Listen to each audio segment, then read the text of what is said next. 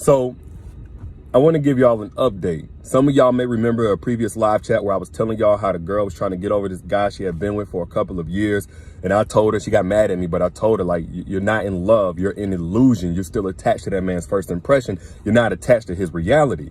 And she hit me back up like, no, it was really love. It was this, this, and this. Like, we went through this. We made this memory. We had this experience. I just know it was love. I'm like, that's why it's so hard to get over, because love is rare. And I truly empathize with her because love is rare. It's hard to find that. You know what I'm saying? But at the same time, if you're going to get closure, which ain't easy, especially if somebody didn't give you an apology, like anybody out there listening right now, if you've had to move on without getting an apology, I salute you, because that's hard to do. And that's what she's trying to do now.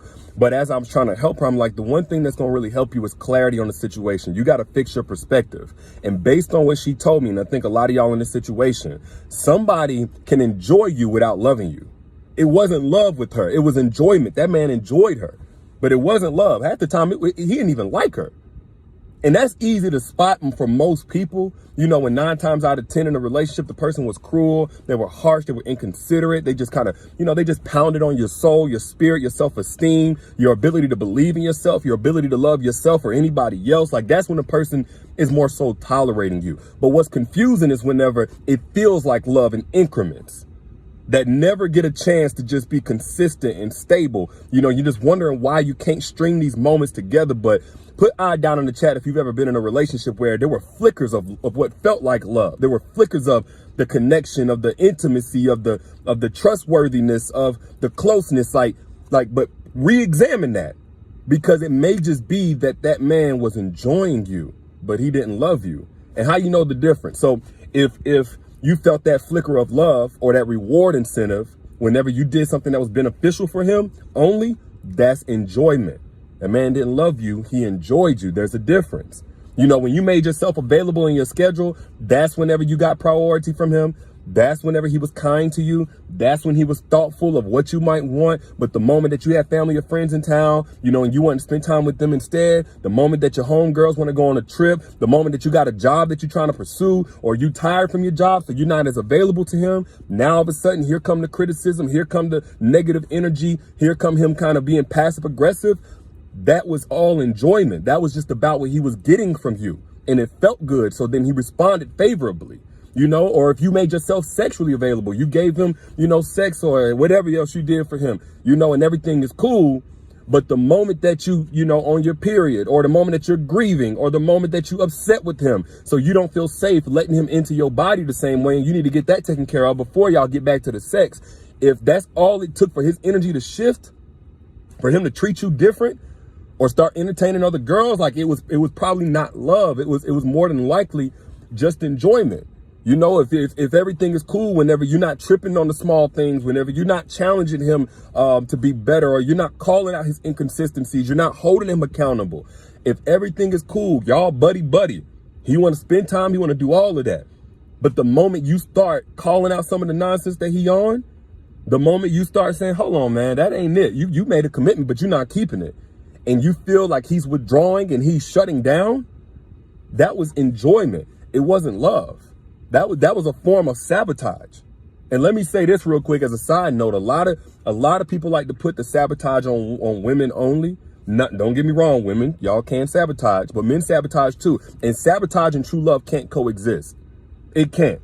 Because even if a person has genuine intentions to love, if they're sabotaging, there's at best some need to heal or some fear that needs to be dealt with. But a lot of times it's manipulation if there's sabotage involved. And that's when the enjoyment thing comes in.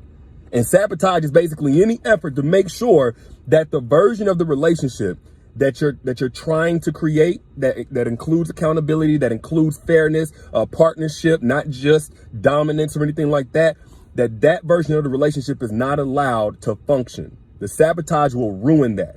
So if a person is just enjoying you and they don't love you, and you try to hold him accountable, right? You try to check him respectfully, of course, always with respect, and at a good time, or, you try to be fair about that.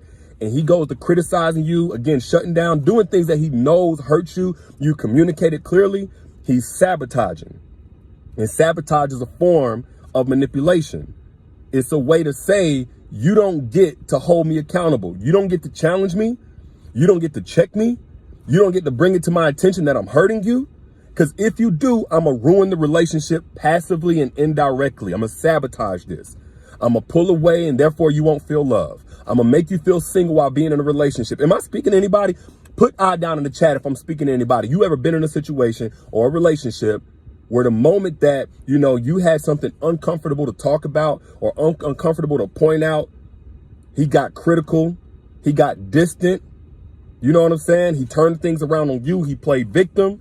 This is all sabotage, especially if you brought it to his attention. There's no more ignorance. He can't feign ignorance. Oh, I didn't know. Like, you made it clear. This is driving me away. This is putting a wedge between the two of us. And he's not truly working for a solution. He's just making it about you, or he's trying to punish you. That's a form of sabotage. Anything that's meant to cause friction. So as I'm telling her, like, and I'll tell y'all the same thing, you know, you can't treat the closure of with a person that you love and that loved you back the same way that you treat the closure of a person who just enjoyed you. You know, whenever it's a person that you love, and I'm not here to say, like, if the relationship didn't work out, it was automatically the man was bad and he was a narc and he just enjoyed you. No, sometimes it don't work out.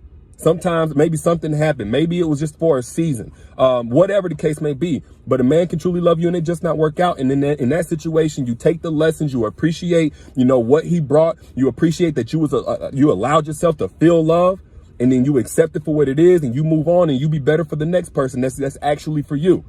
But when you're dealing with somebody that just enjoyed you, you have to include your new recognition of the red flags. You have to now say, you know what? I need to avoid that person. Everything ain't got no big lesson and great thing you can take away from it. You can try to find it, of course. But some things, the only lesson is, let me avoid that. Let me be better at spotting that from a mile away and not waste my time, waste valuable years of my life, waste my ability to love the next person correctly without this learning curve of coming back to be able to trust them. And the number one reason why a lot of y'all miss red flags, ladies, I'm speaking to you now specifically because I just heard this conversation and people love to try to make y'all out as being dumb. I think that's so whack. No, y'all aren't dumb by a long shot. In fact, I think y'all are actually more wise than men naturally because you have intuition. You actually have a leg up. But the number one reason why women miss red flags is not because they're dumb, not because y'all are just so love struck and naive and looking at potential, but it's because you're detached from the red flags that you peep.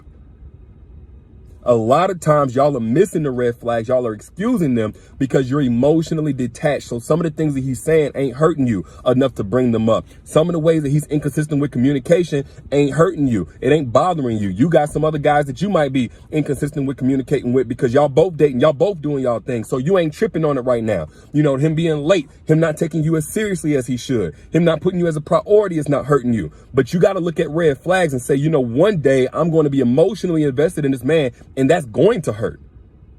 So the same red flags that you were excusing, at some point, they're going to carry more power. You know, and it's easy to spot the ones that are just blatant disrespect. You don't care if it's a complete stranger. You're never going to let nobody talk to you this type of way, treat you this type of way, put you in a dangerous situation. But when we talking about something that's like, okay, he's on his phone all the time. Okay, in the beginning, you might not trip on that. You may take offense, but not too much. But now, a year in, 6 months into the relationship, you trying to talk about some stuff that's really hurting you and keeping you up at night, that's been bothering you, and he's still on his phone. He still got better things to do. Oh, he's still on his grind and he got to work. He got better things to do than to tend to you and your feelings and to hear you and validate you. Now that hurts, right? That's the red flag that you excused because you was detached. So the number one reason, you ain't got to try to fix that by getting smarter and more guarded or anything like that. You got to put it in the perspective of one day I'm going to love this man, and that's going to give him proximity to me. That's going to give him importance and his actions importance. And if that action happened while I was deeply in love with him, I would be embarrassed. I would be hurt. I would feel disrespected. I would feel unsafe. So you got to think about it in that tense. But here's the catch. When you're dealing with a man that has not evolved, he has not matured by way of experience, you're going to be the one to have to catch all of that. A truly evolved man, while he's not perfect, will already be looking through the lens of his woman because he understands that in order to truly empathize with her, he has to be able to put himself in her shoes, at least to some extent. And you won't have to do all of this explaining and correcting and teaching and grooming and tutoring about how to be a man in a relationship. and how to create safety in a relationship. He's going to need you to guide him specifically to the ways that you need to be loved that's different from everybody else. But the general rule of thumb, you won't have to teach that to a man who has evolved through experience. A lot of times y'all are racking your brain and you're beating yourself up trying to teach somebody who has not gotten to the place where they can receive that kind of teaching, where they can understand it. It just hasn't registered yet. It takes a certain level of evolution for a man to know like what you're talking about. So whenever you say, hey, you shouldn't be on your phone, or you shouldn't be late to this date, or you need to be more assertive and take more initiative, you need to show more affection, need to be more consistent. When you're saying those things to an evolved man, it's nothing more than a reminder. It's not the first time he's been introduced to that concept. It's not something that he don't believe is the case. So, you need to bow down to him. Like, that's that young little boy stuff, man. A lot of y'all are stressed out dealing with little boys that never got finished being raised by their mama. And now you feeling in as a surrogate mama because his mama didn't do what she was supposed to do. I'm not here to take no shots. It just is what it is. His mama, his daddy, whoever. And so now you trying to play the part so you can get a man out of somebody who's mentally still a boy. That's why it's safest to just deal with an evolved man, to identify an evolved man and attract an evolved man. Now, if you don't know how to do that, we had an hour-long conversation, the specific strategies to attract an evolved man into your life, actually to attract multiple evolved men into your life, because evolved men are looking for evolved women. Y'all talking about, oh, I don't know where these men are at. They don't know where y'all are at, because y'all have not been taught how to position yourselves in your authenticity, in your truth, with all the work that you put in on yourself, all of the access that you've managed so nobody can come in and mess up your spirit. Y'all haven't been taught how to position that for an evolved man to be able to find you. And we went in on that. I did a whole masterclass, a free masterclass, Secrets to Making Evolved Men Crave You. If you have not gotten access to that yet, click the link pinned right here in the comment. Click that link, get access to that masterclass before it comes down. The link wasn't working last time, so I put it one more time for those who missed it. Click that link, get access to Secrets to Making Evolved Men Crave You. Multiple evolved men, so that you can choose the one that's right for you. But back to what I was saying. Just because a man enjoys you, just because a man is nice to you, doesn't mean that he loves you. He may just be enjoying your company, enjoying the benefits of being with you, enjoying what you're doing for him, enjoying the convenience of you. But whenever he's dealt with the reality of you, the fullness of you, the whole you, and he starts rejecting you or sabotaging a relationship with you, that lets you know it was never love. It was convenience. It was lust with the idea of you because he couldn't handle the reality of you. But those are just my thoughts. Y'all let me know what you think in the comments. Matter of fact, let me know what you think by sharing this. If you got anything from this and you want me to keep making these videos, you want me to keep going live with y'all, share this right now for somebody on your timeline who also may need to hear this. And don't forget to get access to Secrets to Making Evolved Men Crave You. That's a free masterclass. You ain't got to pay nothing. You just got to be able to sit down and take gems and actually understand what I'm saying, which I simplified it for you. It's worked for thousands of women already. Click the link to get access if you have not yet. I pinned it right here. It's also in the caption whenever you back.